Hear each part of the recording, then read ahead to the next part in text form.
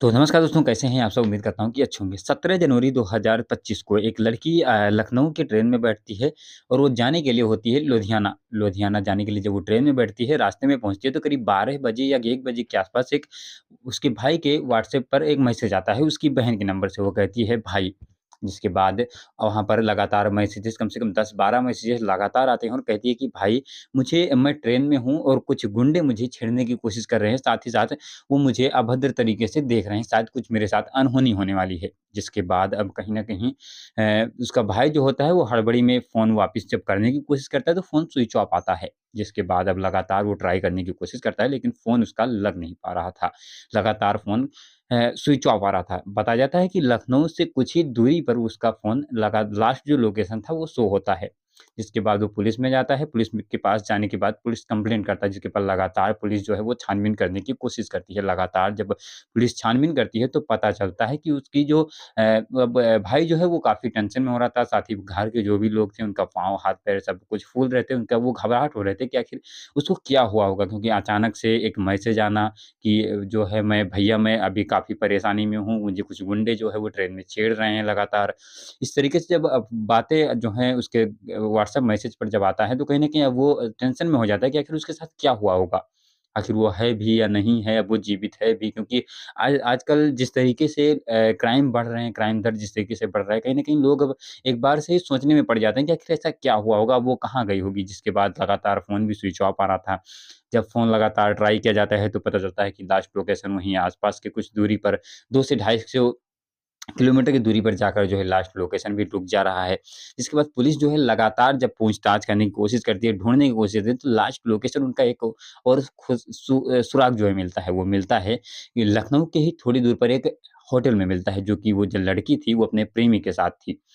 जब उसे इस तरीके से प्रेमी के साथ देखा जाता है, तो कहीं न कहीं पुलिस भी शॉक्ड हो जाती है उसे देखने के बाद। जी, जो लड़की रात को करीब 1 से 2 बजे अपने भाई के पास मैसेज करती है कि भैया मैं प्रॉब्लम में हूँ, कहीं न कहीं जो है मुझे कुछ गुंडे छेड़ रहे हैं, जिसके बाद और उसके बाद वो एक होटल में अपने प्रेमी के साथ मिलती है। तो कहीं न कहीं घरवाले भी अब सोचने पड़ जाते हैं कि आखिर ऐसा कैसे हुआ? दरअसल वहाँ पर मामला ये हुआ था कि जो लड़की थी वो घर से भागने वाली थी, क्योंकि वो अपने बुआ के घर लखनऊ में आई थी। दरअसल इसके पूरे परिवार जो हैं वो लुधियाना में रहा करते थे। लुधियाना में वो भी रहती थी लेकिन कुछ दिनों पहले ही अपने भाई के साथ लखनऊ में अपने बुआ के घर घूमने आई हुई थी। लेकिन जब उसका भाई नहीं जाता है, बाकायदा उसको ट्रेन में बिठाता है, जाकर स्टेशन पर ट्रेन में बिठाने के बाद जब वो पहुँचती है तो पता चलता है उसके माइंड में कुछ ख़्यालें आती है और वो अपने प्रेमी के साथ निकल पड़ती है। अब वो सोचती है कि घर पर अगर किसी को पता चल गया कि मैं अपने प्रेमी के साथ हूँ तो कहीं न कहीं घर पर गड़बड़ हो जाएगी। जिसके बाद अब वो एक प्लान बनाती है और कहती है, एक जब बज जाता है रात को तो वो सोचती है कि आखिर कौन ही मुझे ढूँढने निकलेगा। जिसके बाद वो अपने अपने आप को अपहरण करने की झांसा देती है और घरवालों को यानी कि अपने भाई के पास मैसेज करती है कि भैया मैं प्रॉब्लम में हूँ, कहीं न कहीं मुझे कुछ गुंडे जो है वो छेड़ रहे हैं। जिसके बाद लगातार वो घरवालों की भी परेशानियाँ बढ़ती जा रही थीं, लगातार लोग उसे ढूँढने की कोशिश कर रहे थे। लेकिन क्या इस तरीके से एक प्यार मोहब्बत के चक्कर में क्या इस तरीके की बातें कहना क्या ठीक है?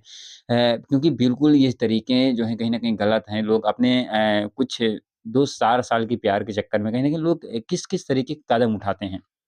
अगर उससे उस रात कुछ हो गया होता तो शायद कोई सोच भी नहीं सकता था कि उसे क्या हुआ होगा। लगातार घरवाले जो है परेशान हो रहे थे, लगातार पुलिस टीम जो है वो लगातार परेशान हो रही थी कि आखिर अब कहाँ से ढूँढा जाए, कैसे ढूँढा जाए? लगातार अपनी तरकीबें जो है निकालने की कोशिश की जा रही थी जिस तरीके से।